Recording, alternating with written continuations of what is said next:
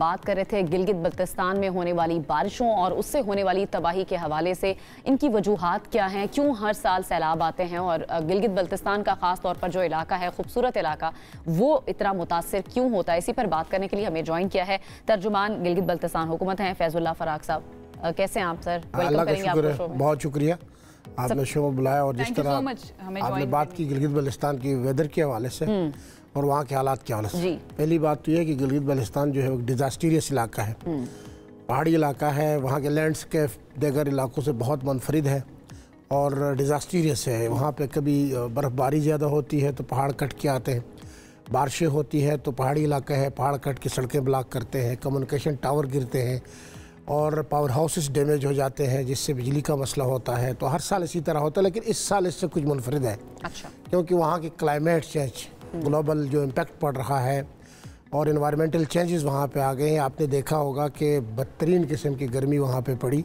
گلگت بلتستان کا ایک علاقہ چلاس ہے جہاں پر 48 ڈگری پہ گرمی چلی گئی اور پاکستان کا گرم ترین علاقہ ڈکلیئر ہوا اس دن۔ اور ہم سمجھتے ہیں کہ یہ جو کلائمیٹ چینج ہے اس کا امپیکٹ ہم پہ پڑ رہا ہے۔ آپ نے دیکھا کہ لیکن یہ ان ایکسپیکٹڈ تو نہیں تھا، یہ پہلے سے ایکسپیکٹڈ تھا کہ کلائمیٹ چینج سے ڈیفینیٹلی ایسی سچویشن بن سکتی ہے، تو اس سلسلے میں پھر انتظامات نہیں، اس کے اثرات تو پہلے سے یہ ایکسپیکٹڈ تو تھا، لیکن پچھلے سال بھی کلائمیٹ چینج کے ایشوز تھے، اس سال کچھ زیادہ ہوا ہے۔ ٹھیک ہے، آپ کی ایکسپیکٹیشن سے زیادہ ہوا ہے، توقعات سے زیادہ ہوا، جس وجہ سے وہاں بدترین قسم کی گرمی، میدانی علاقوں سے زیادہ گرمی۔ آپ گلگت دیکھیں 40+ پہ جا رہا ہے، سکردو جیسے علاقے 35 سو پر جا رہے ہیں، چلاس سے اس کے محلے کا علاقے 48 تک چلے گئے۔ آپ لاہور، کراچی، فیصل آباد کے علاقے اس سے کم تھے، تو آپ اندازہ لگائیں کہ کتنا نیگیٹو امپیکٹ تھا کلائمیٹ چینج کا وہاں پہ۔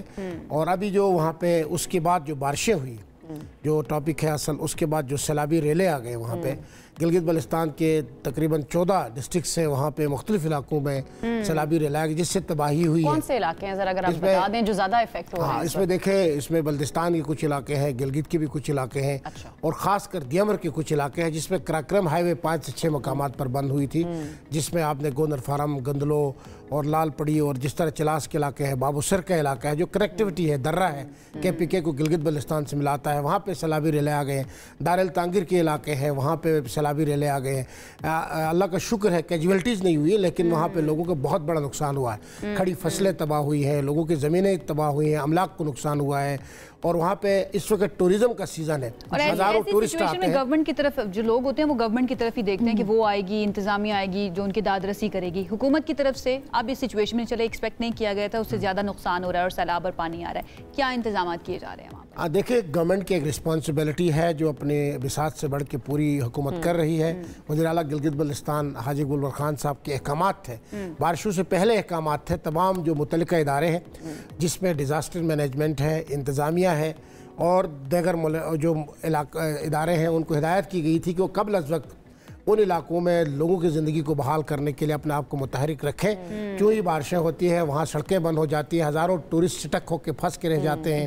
اور کرائسس مینجمنٹ کا جو کنسیپٹ ہے وہ گلگت بلتستان میں پوری طرح موجود ہے، اور انتظامیہ کو اور دیگر متعلقہ اداروں کو قبل از وقت یہ ہدایت دی جاتی ہے کہ وہ جو ہی بارشیں ہوتی ہیں، سڑکیں بند ہوتی ہیں، لوگوں کو نقصان ہوتا ہے، ان کو آپ کسی نہ کسی طریقے سے ریسکیو کرنے میں، سڑک کی بحالی میں اور لوگوں کی زندگی کو آسان بنانے میں۔ سے کوئی ہے دیکھیں، وفاقی حکومت کے ڈسپوزل پہ گلگت بلتستان، ویسے بھی وفاقی حکومت کی گرانٹ پہ گلگت بلتستان چل رہا ہوتا ہے، ایک انتظامی پروونس ہے گلگت بلتستان۔ لیکن یہ جو اب انٹرنیشنلی اگر ہم ورلڈ بینک کی بات کریں تو پاکستان کو گرانٹ ملی ہے کلائمیٹ چینج سے متعلق، تو اس کے لیے کیا اگر گلگت بلتستان اتنا زیادہ متاثر ہو رہا ہے کلائمیٹ چینج سے تو پھر علیحدہ سے کوئی گرانٹ دی گئی ہے اس چیز حکومت تو اپنی پوری ذمہ داریاں ادا کر رہی ہے نا، لیکن جس کلائمیٹ کے نام پہ دنیا سے پیسے لیے جا رہے ہیں اس میں صرف گورنمنٹ کی بات نہیں ہے، اس میں ہزاروں ایسے NGOs ہیں، ہزاروں ایسے ادارے ہیں جو گلگت بلتستان کی کلائمیٹ پہ، گلگت بلتستان کے ماحول پہ، گلگت بلتستان کے لوگوں کی زندگیوں پہ جو پیسے لے کے آ رہے ہیں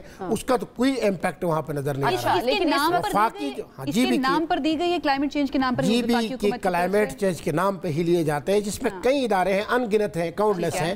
جہاں تک وفاقی حکومت کی بات ہے تو وفاقی حکومت نے ہر وقت गिलगित बल्तिस्तान को तवज्जो की नज़र से देखा है, और इस वक्त भी गिलगित बल्तिस्तान की जो सूबाई गवर्नमेंट है उसका वफाकी हुकूमत के साथ एक बेहतरीन रिलेशनशिप है, वर्किंग रिलेशन है। और जब भी हम किसी इश्यूज पे बात करते हैं, इदारों की बात करें ना, डायरेक्टली गिलगित बल्तिस्तान को दिया गया कोई ग्रांट क्लाइमेट चेंज के नाम पर वफाकी हुकूमत की तरफ से? इस तरह का पर्टिकुलर किस्म का कोई ग्रांट नहीं है, लेकिन माहौलियात के हवाले से, क्लाइमेट के हवाले से फिडल पीएसडीपी में भी और देगर जो बजट है इसमें भी 12 कुछ ऐसे प्रोजेक्ट रखे जाते हैं, जिस तरह वहाँ पे दरख्त लगाना है, वहाँ पे मुख्तलिफ दरख्त उगाने के हवाले से डिफॉरेस्टेशन की खबरें आ रही हैं चिल्ला से। बिल्कुल, कुछ खबरें ऐसी है, बहुत अनफॉर्चुनेट है, और हमारी कोशिश है कि जंगल को जो है उसको बचाया जाए और कम है लगाया जाए। अच्छा, इस वक्त कितने सयाह जो हैं वो गिलगित बल्तिस्तान में मौजूद हैं, और क्या कोई सयाह फंसे हुए हैं, रेस्क्यू करने के लिए कुछ किया जा रहा है? देखिए, इस वक्त गिलगित बल्तिस्तान में जो एग्जैक्ट फिगर है वो तो इसलिए काउंट नहीं हो सकता है कि क्योंकि हर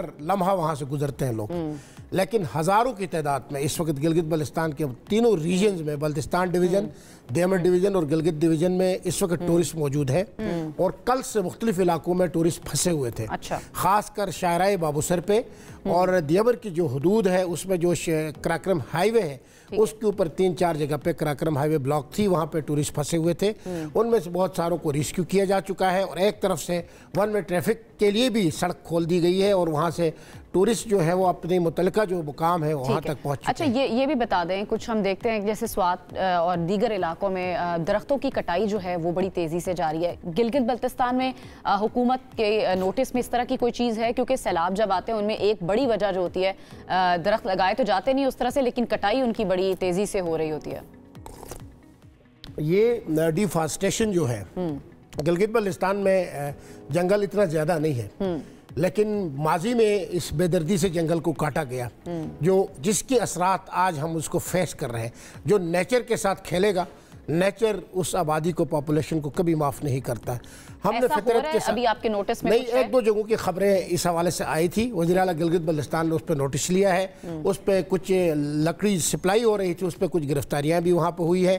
फॉरेस्ट डिपार्टमेंट ने वहाँ पर सीरियस किस्म का एक्शन लिया है, और इस वक्त गिलगित बल्तिस्तान में डिफॉरेस्टेशन की हौसला शिकनी की जा रही है, और मैं समझता हूँ कि हम दरख्त लगाने जा रहे हैं और हमें लगाना चाहिए। वफाकी हुकूमत से इस प्लेटफॉर्म से मैं कहना चाहता हूँ, गिलगित बल्तिस्तान जैसे इलाके में दरख्त लगाने के लिए नई प्रोजेक्ट लॉन्च करने की ज़रूरत है, ताकि हम दुनिया के माहौल को बचा सकें और क्लाइमेट को फ़ायदा दे सकें।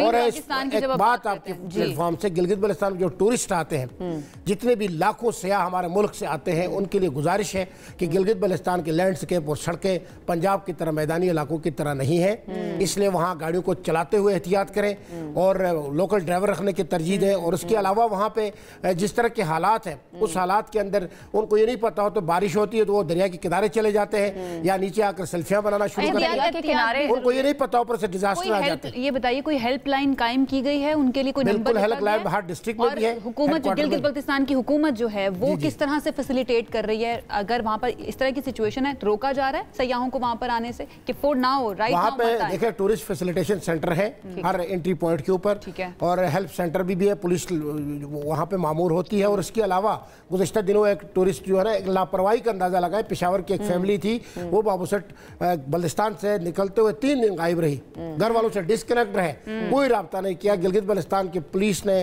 टूरिस्ट पुलिस ने, वहाँ की इंतजामिया ने CCTV फुटेजेस को कलेक्ट करते करते बाबूसर टॉप पे उनको रेस्क्यू किया गया। ये भी ना, वहाँ पर सिग्नल्स भी नहीं आते, कम्युनिकेशन का भी बड़ा इशू है। तो ऐसे हालात के अंदर टूरिस्ट को चाहिए कि वो कंट्रोल रूम के साथ, घर वालों के साथ राब्ते में रहे, और जहाँ बारिश होती है वहाँ से निकलने की कोशिश करें, क्योंकि वहाँ पे अचानक ऊपर से सैलाब आ जाते हैं, रेले आ जाते हैं और गाड़ियों को बहा के लेके जाते हैं। इसकी एहतियात की बहुत ज़रूरत है। ठीक है, बिल्कुल, सयाहों को भी एहतियात की ज़रूरत है। बहुत शुक्रिया फैज साहब, आपने हमें ज्वाइन किया, और सारे जो वहाँ पर गिलगित बल्तिस्तान में सूरत हाल क्या है उस हवाले से फैज साहब बड़ी तफसील से हमें बता रहे थे।